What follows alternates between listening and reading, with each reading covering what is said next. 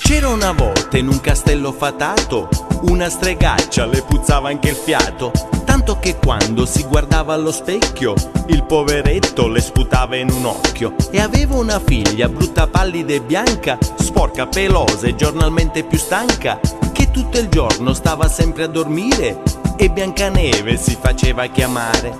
Ella viveva in una mini cantina piena di poster di Cicciolina e come amici 3 animaletti, un topo di fogna e 2 pidocchietti. E si pensava fosse ancora illibata perché nessuno l'aveva sfiorata.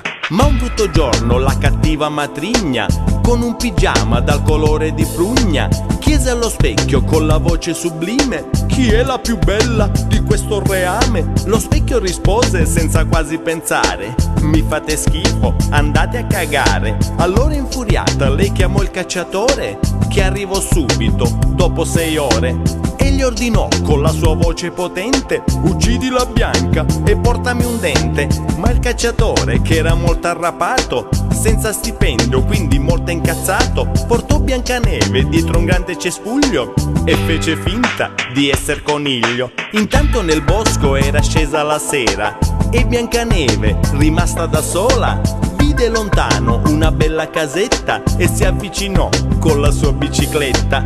Era la casa dei 7 nani, tutti con nomi abbastanza comuni: dammelo, prendilo, picchialo, stringilo, strozzalo, scippalo e l'ultimo franco.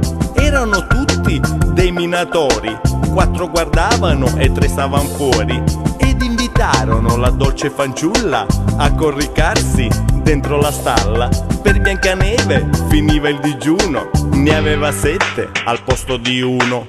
Ma una mattina, una brutta mattina, bussò alla porta una strana vecchina, che regalò a Biancaneve una gran cesta con 1 chilo di mele. Ma il lupo cattivo, che era sempre presente, e in questa favola non c'entra un bel niente, disse alla Bianca: no, non mangiarle, hai la gastrite, non puoi digerirle.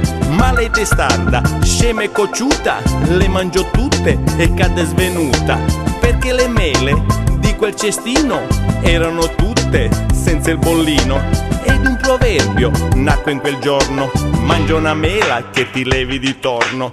Ma quando i nani ritornarono a casa e la trovarono a terra distesa, presi dall'ansia e da un grande rimorso, telefonarono al pronto soccorso. Dopo 2 ore arrivò l'ambulanza con 3 infermieri tutti quanti in vacanza, ed un dottore sporco e molto buzzurro, che si chiamava il principe azzurro. Appena vide la Bianca svenuta, disse: che bella, mi sembra una fata.